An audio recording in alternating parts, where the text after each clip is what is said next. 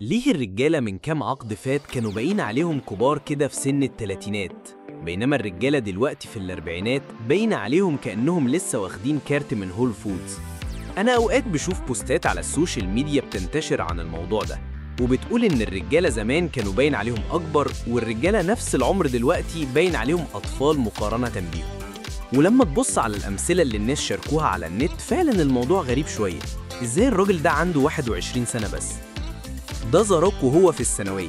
الرجالة دول من مسلسل تشيرز كانوا في الثلاثينات بس. ده أسطورة الموسيقى ريتشي فالنز عنده 17 سنة. طيب هل الرجالة زمان فعلا كانوا بيبان عليهم أكبر، ولا إحنا بقينا أطفال كبار دلوقتي؟ أنا هغوص في الموضوع وأحاول أفهمه.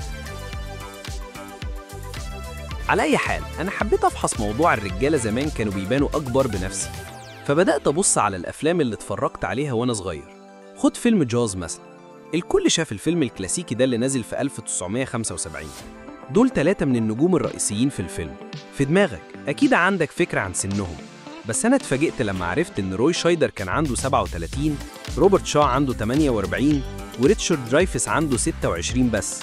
هو عنده شعر أبيض في دقنه خلاص. وده درايفس عنده 27، وده هو في كلوس انكاونترز اوف ذا ثيرد كايند وهو عنده 28. إيه ده؟ فيلم 1985 كوكون عن مجموعة ناس كبار في السن في دار تقاعد بيلاقوا كائنات فضائية. ده لقطة من الفيلم لبعض كبار السن دول. ده ويلفريد بريملي، هو عنده 49 هنا، 49. بالمقارنة ده بول راد عنده 49 في 2018. دلوقتي تعالوا نتكلم عن سوبرمان. لا مش ده، لا مش ده، لا مش ده، أيوة ده كريستوفر ريف، سوبرمان الأصلي. تفتكروا كريستوفر ريف كان عنده كام سنة في أول فيلم سوبرمان؟ بصوا عليه، أي تخمين؟ الراجل كان عنده 24. 24؟ ده زي سن طالب جامعة تقريباً. دلوقتي بصوا على سوبرمان الجديد، ديفيد كورنزمان. تفتكروا عنده كام؟ أي تخمين؟ هو عنده 32. ده تقريباً 10 سنين أكبر من كريستوفر ريف هنا، وريف عنده 24، باين عليه ممكن يكون أبو كويسي. طيب إيه اللي بيحصل هنا؟ في الحقيقة في شوية تفسيرات منطقية وهحاول أتكلم عنها، بس أولاً خلونا نجيب نظرية المؤامرة الكبيرة. نظريات المؤامرة رغم إنها غالباً بلا أساس بس دايماً ممتعة، بتديك تشويش مثير بعيد عن حياتنا المملة وروتينية اللي مليانة شركات. النظرية الرئيسية عن ليه الرجالة زمان كانوا بيبانوا كده ودلوقتي كده هي إن الإلوميناتي أو النيو وورلد أوردر أو الكائنات الزواحف بيحاولوا يضعفوا ويأنثوا عجالة عشان يمنعوا عنهم القيام ضد حكامهم. والقوى الشريرة دي بتعمل ده عن طريق خفض مستويات التستوستيرون عند الرجالة، سواء من خلال مواد كيميائية شريرة في المية، مواد كيميائية في الأكل، أو مواد كيميائية مرشوشة في السم. كل ده علشان تخلي الرجالة أكتر أنوثة، أكتر طاعة، وأكتر ميول لحب أفلام مارفل. بس لما تبص على البيانات الحقيقية لمستويات التستوستيرون في أمريكا هتلاقي إن استنى، إيه؟ مستويات التستوستيرون عند الرجالة قلت بشكل كبير خلال العقود اللي فاتت؟ الدراسات العلمية بتقدر إن في انخفاض 1% كل سنة من التستوستيرون من السبعينات. الأبحاث كمان بتبين إن الرجل عنده 20 سنة النهاردة ممكن يكون عنده مستويات تستوستيرون مشابهة لرجل عنده 70 سنة في السبعينات. والتستوستيرون بيأثر جامد على شكل الرجل. مستويات عالية من التستوستيرون مرتبطة بملامح رجولية أكتر زي فك أقوى، وش واسع، وشعر جسم ووجه أكتر. بالعكس مستويات منخفضة ممكن تسبب فك أضعف، فقدان الكتلة العضلية، وعدم القدرة على نمو دقن زي الحطاب. الانخفاض ده اتنسب لزيادة معدلات السمنة، نمط حياة كسول، وزيادة التوتر ومشاكل الصحة النفسية. طيب هل ده معناه إن الناس اللي بتصدق نظريات المؤامرة صح؟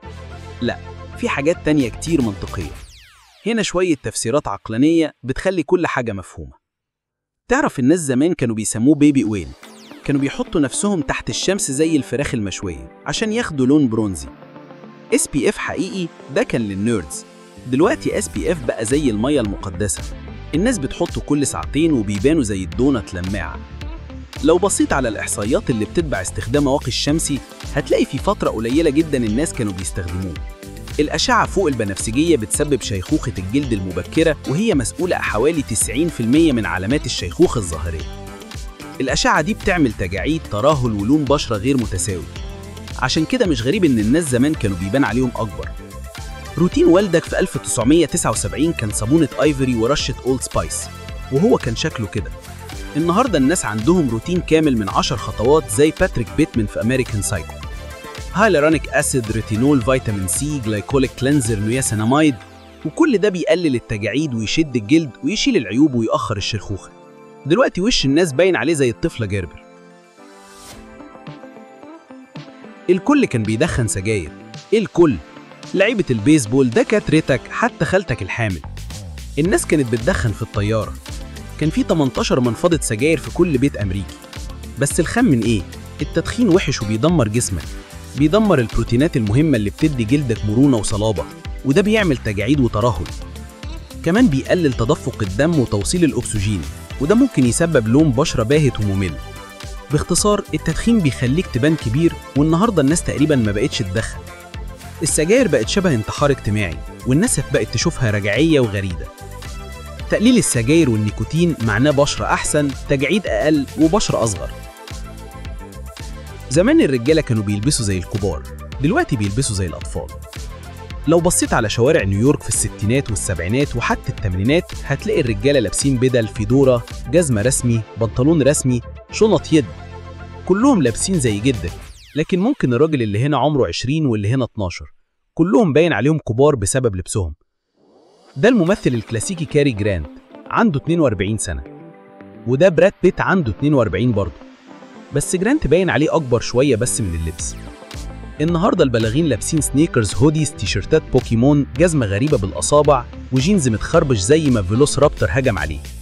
احنا لابسين زي شبابنا، وبصراحة اللبس الشاب يخليك تبان صغير. في عوامل تانية بتأثر على شكل الناس زي الأكل والرياضة والبوتوكس، لكن جزء كبير إن السجمال النهاردة غير تعريف الرجولة ومعنى كونك كبير. خد نجوم أفلام الأكشن مثلا، زمان كانوا ألفا ميلز، عضلات جامدة، بيضربوا ويطلعوا نار، يطعنوا ناس، يبقوا مع بنات كتير ويضربوا أكتر. كانوا باينين عليهم جامدين كده. دلوقتي نجوم الأكشن باينين عليهم كده، أصغر وأنحف وشبابيين، مش معرفين من عضلاتهم الكبيرة أو قوتهم البدنية بس. دلوقتي أذكى وأظرف وعارفين مشاعرهم، عندهم عيوب ونقاط ضعف، والجمهور بيحب ده. مش واضح إن المجتمع عاول جون رامبو أو كلينت إيستوود أو شوارتنزيجر نص جسم. بيحبوا بيدرو باسكال، تيموثي شالاميت، بيدرو باسكال. الرجالة اللي بيبان عليهم وأفعالهم أصغر من عمرهم وأقل تهديد فيزيائي من أسلافهم. وبعض الناس بتقول إن ده جزء من خطة الفضائيين الزواحف، بس الحقيقة واضحة، إحنا بس بناخد بالنا أكتر من نفسنا، ودي حاجة كويسة. مين عاوز يبان زي كلينت إيستوود أصلاً؟ فعلياً هو لسه شكله حلو جدا. ما تنسوش تعملوا لايك وسبسكرايب عشان يوصل لكم كل جديد، واستنونا في رحلة جديدة. سلام.